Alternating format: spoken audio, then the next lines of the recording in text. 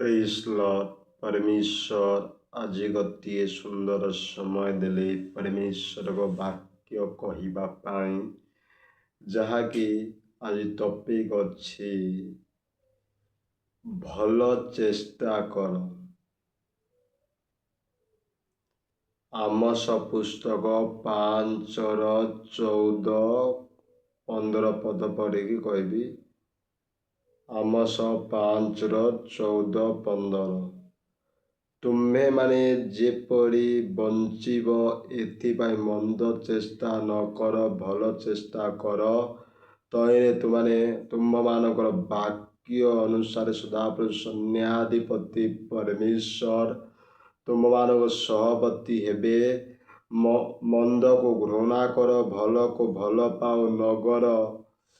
ନଗର ଦ୍ୱାରେ ନ୍ୟାୟ ବିଚାରକ ହୋଇପାରେ। ସଦାପ୍ରଭୁ ସୈନ୍ୟାଧିପତି ପରମେଶ୍ୱର ଯୋସେଫର ଅବଶିଷ୍ଟାନୁ ପ୍ରତି କୃପାମୟ ହେବ। 14 ନମ୍ବର ତୁମେମାନେ ଯେପରି ବଞ୍ଚିବ ଏଥିପାଇଁ ମନ୍ଦ ଚେଷ୍ଟା ନ କର। ଯଦି ଆଜି ଆମେମାନେ ଏଇ ଜଗତରେ ବଞ୍ଚିବା, ଆଜି ଅନେକ ଲୋକମାନେ, ଅନେକ ମାନବମାନେ ଆଜି ମନ୍ଦ କାର୍ଯ୍ୟରେ, ମନ୍ଦ ଇଏରେ ଯାଉଅଛନ୍ତି। ଯେନ୍ତା ଖରାପ, ଅନ୍ୟାୟ, ଅତ୍ୟାଚାର, ଚୋର, ବଦମାସି, ଘୃଣା, ଖରାପ ନଜର ଦେଖିବା, ଖରାପ ଭାଷା କରିବା, ଏଇଟାରେ ମନ୍ଦ ଚିନ୍ତା।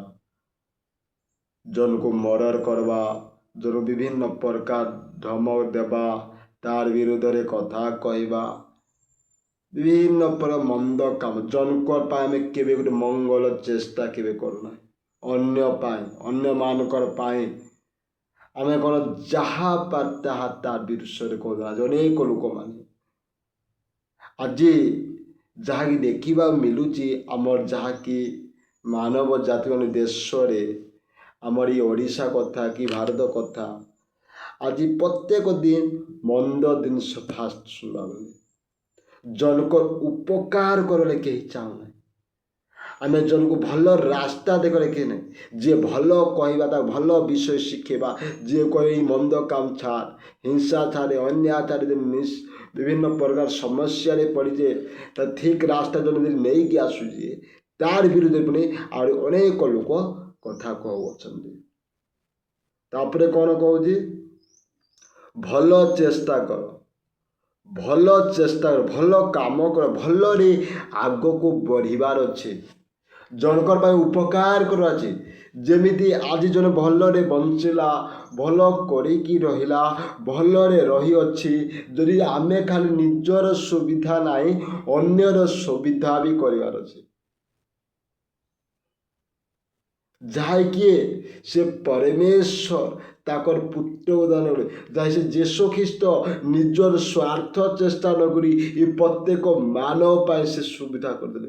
ସେ ମାନବ ପାଇଁ ଉଦ୍ଧାର ପାଇଁ ଆସିଥିଲେ ଦେଲେ। ଆମେ ଆଉ ଗୋଟେ ଜିନିଷ ଯଦି ଦେଖିବା, ଚିନ୍ତା କରିବା, ଯେମିତି ମହାତ୍ମା ଗାନ୍ଧୀ ଆମର ଭାରତ ପାଇଁ କେତେ ଉପକାର କରିଛନ୍ତି। ଭଲ ଚେଷ୍ଟା, ତହିଁରେ ତୁମର ବାକ୍ୟ ଅନୁସାରେ ସଦାପ୍ରଭୁ ସୈନ୍ୟାଧିପତି ପରମେଶ୍ୱର ତୁମର ସହବର୍ତ୍ତୀ ହେବେ। ଯେଉଁମାନେ ପରମେଶ୍ୱରଙ୍କ ବାକ୍ୟ ପଢ଼ୁଅଛ, ଯେଉଁମାନେ ଆଜି ପରମେଶ୍ୱରକୁ ବିଶ୍ୱାସ କରୁଅଛ, ସେମାନଙ୍କୁ କ'ଣ କର? ତୋର ବାକ୍ୟ ସଦାପ୍ରଭୁ ସୈନ୍ୟାଧିପତି ପରମେଶ୍ୱର ତୁମର ସହବର୍ତ୍ତୀ ହେବେ। ପରମେଶ୍ୱର ବାକ୍ୟ ଅନୁସାରେ ଯେତେବେଳେ ଆମେମାନେ ଚାଲିବା, ପରମେଶ୍ୱର ବାକ୍ୟ ଯଦି ଆମେ ଜୀବନ କାଟିମା, ତା ପରମେଶ୍ୱର କ'ଣ ଆମମାନେ ସହବର୍ତ୍ତୀ ହେବେ। ବୋଲେ ଆମର ସାଥିରେ ପରମେଶ୍ୱର ରହିବେ।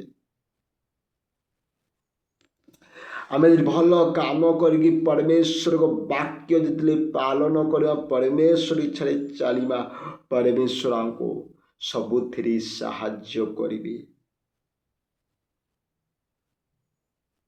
ତାପରେ କ'ଣ? ମନ୍ଦକୁ ଘୃଣା କର। ମନ୍ଦକୁ ଘୃଣା କରେ ପ୍ରତ୍ୟେକ ଲୋକମାନେ। ପ୍ରତ୍ୟେକ ଜନ ମନ୍ଦରେ କେବେ ଶୁଣିବ ନାହିଁ। କି ମନ୍ଦ କାର୍ଯ୍ୟ ଦେଖିବ ନାହିଁ, କି ମନ୍ଦ କଥା କହିବ ନା। ଆଜି ଯାଇ ସେ ଖରାପ କାମରେ, ଖରାପ ଜିନିଷରେ, ଖରାପ ଇଏରେ ଆଜି ଯାହାକୁ ଦେଖିବ, ଆଉ ଯେକୌଣସି ଜାଗାରେ ଦେଖିବ, ଯାହାକି ଭଲ ଜିନିଷ କେହି ଦେଖୁନା। ମନ୍ଦକୁ ଘୃଣା କର, ମନ୍ଦକୁ ଘୃଣା କର। ଯିଏ ଯଦି ଖରାପ ଭାଷା କରୁଛି, ଖରାପ କରି ତାକୁ କଦି କଥା କହ ନାହିଁ, ଚୁପ୍ କରି ଦାঁড়িয়ে ବୋଲା ମୋର ସାମ୍ନାରେ କଥା କହ ନାହିଁ। ଏମିତି ଯଦି କଥା ମୋ ପାଖରୁ ଦୂରେଇକି ରହ, ଦାঁড়িয়ে ପୃଥକ ଅଲଗା ରହିବାର ଅଛି। ସମସ୍ତେ ଆମେ ମିଶିଲେ ବି ଯଦି ଯିଏ ଖରାପ ଭାଷା, ଯିଏ ମନ୍ଦ କାର୍ଯ୍ୟ କରିଦିଏ, ତାହାକୁ ଆମେ ଅଲଗା ରଖିବାର ଅଛି। ଆମର ସାଥିରେ ରହ ନାହିଁ ବୋଲି। ଯଦି ରହୁଛ, ସେ ଆମ ପାଖରେ ଯଦି ରହୁଅଛି, କ'ଣ କରାଯାଉଛି? ତୁଇ କାମ ଛାଡ଼େ, ଠିକରେ ଚାଲେ, ଠିକରେ ଆଗକୁ ବଢ଼େ,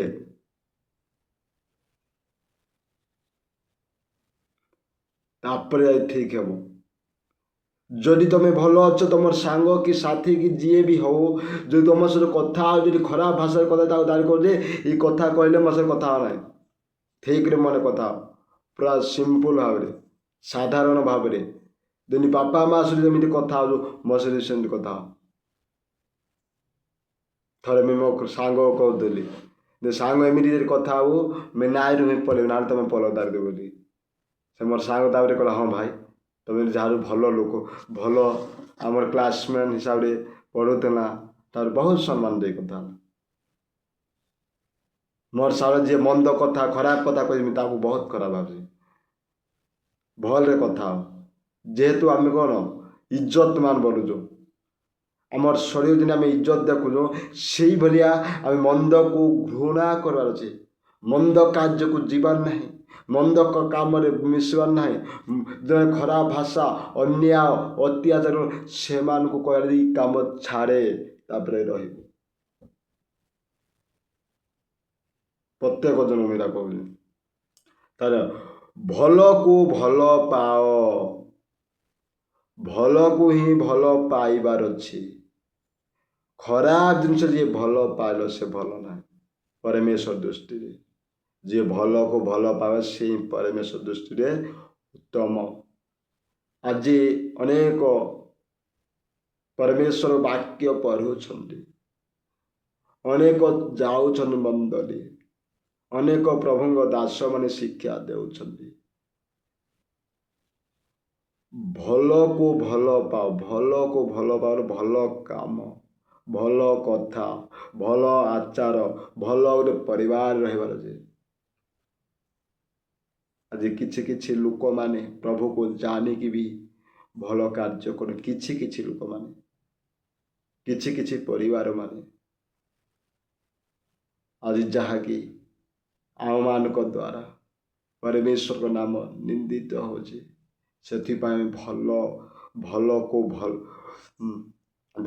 ଭଲ ପାଅ, ଭଲ ଜିନିଷକୁ ଭଲ ପାଇବା ଅଛି। ଓ ନଗର ଦ୍ୱାରା ନ୍ୟାୟ ବିଚାର କର, ଯାହାକି ନିଜ ନଗରରେ, ନିଜ ଗ୍ରାମରେ ନ୍ୟାୟରେ କଥା ହବ, ନ୍ୟାୟ ଜିନିଷ ଦେଖାଅ। ଜଣଙ୍କର ବିଷୟରେ କେବେ କୁହ ନାହିଁ, ଜଣଙ୍କର ନ୍ୟାୟ ବିଷୟରେ କଥା କୁହ। ଜଣେ ଗୋଟେ ଯେ କଥା ପଦେ କହିବ, ସେ କଥା ଉନ୍ନତି ହେଇପାରିବ, ଆଗକୁ ବଢ଼ି ପାରିବ, ଭଲରେ ବଞ୍ଚି ପାରିବ, ଭଲରେ ଆଗକୁ ବଢ଼ି ପାରିବ। ଯେହେତୁ ଆଜି ଆମେ ପରମେଶ୍ୱରକୁ ବିଶ୍ୱାସ କରିଅଛୁ, ଆମେ ଯଦି ଆଜି ଭଲରେ ଅଛୁ, ଅନ୍ୟମାନଙ୍କୁ ବି କହିବାର ଅଛି, ତମେ ଏମିତି କାମ କର, ସେମିତି ରୁହ, ଭଲ ପାଇଁ କହିବାର, ନିଜର ସ୍ୱାର୍ଥ ନାହିଁ, ନ୍ୟାୟ କାମ କର। ଆଜି କିଛି ଜଣ ନିଜର ଫାଇଦା ଲାଗି ନିଜର ହିଁ ପରିବାରକୁ ଦେଖ, ଅନ୍ୟ ପରିବାରକୁ ଆଉ ନଗରକୁ ଦେଖୁନାହିଁ, ନିଜର ଗ୍ରାମକୁ।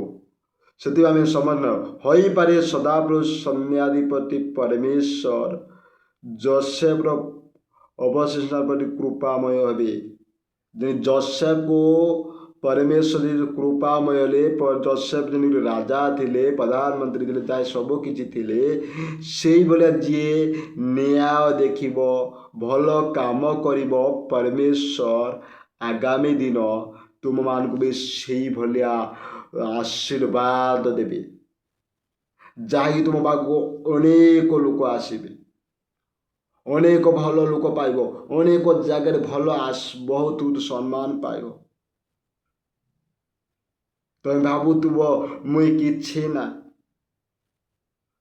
तुम भावुव मोर परिवार शिक्षित ना मुई शिक्षित ना मुई गोटे बहुत छोट बोली भावना जिते तुम न्याय चलो भल काम कर सेटा तुम मान को अधिक रु अधिक प्रभु से जोसेफ भाया व्यवहार करेंगे से भलिया आम न्याय करा न्याय लोकर भल भल जिनस कर जनकर उपकार करवार जनकर विश्व केबे आमर सामना जेकोसी भाई भौणी बापा माँ अजा आई पिला मानू ताकू भल कराचे आमर सामना जमी जने विशृंखला हम ना कि मार गंगोल हे ना कि कौन से असुविधा हम ना आमर सामना जन जन थे जिते जन थे भी जनी से देखला जनी डरी गोटे बोले बहुत सुंदर भल भाई दे कि भल माँ दे कि भल भौणी दे कि भल बापा दे बोले आगरे बोले ना पछरे भी सेमती कहबार अच्छे तापर जाइए आम जनकर तापर जाइए परमेश्वर परिचय पाइब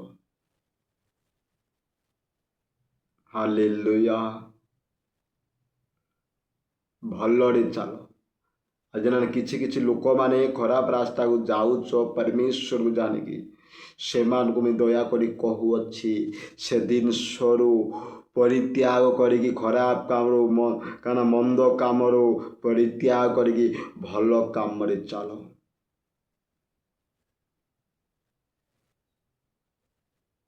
हालेलुया प्रार्थना करी समाप्त करवा हालेलुया धन्यवाद यीशु परमेश्वर तुम महान धन्यवाद यीशु तुम्हें सुंदर समय बापा तुम्हारी पवित्र वाक्य द्वारा बापा प्रभु भलरे के चली प्रभु मंद के घृणा कर बापा कि पवित्र जन कर प्रभु न्याय प्रभु सुरक्षित प्रभु तुम पवित्र आत्मा से धन्यवाद यीशु प्रभु प्रार्थना सुनी छोट प्रार्थना प्रभु के यीशु आमेन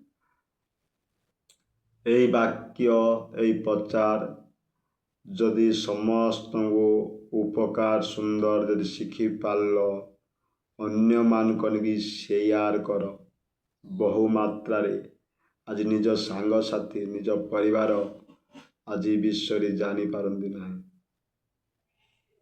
समस्त नमस्कार प्रेज लॉर्ड।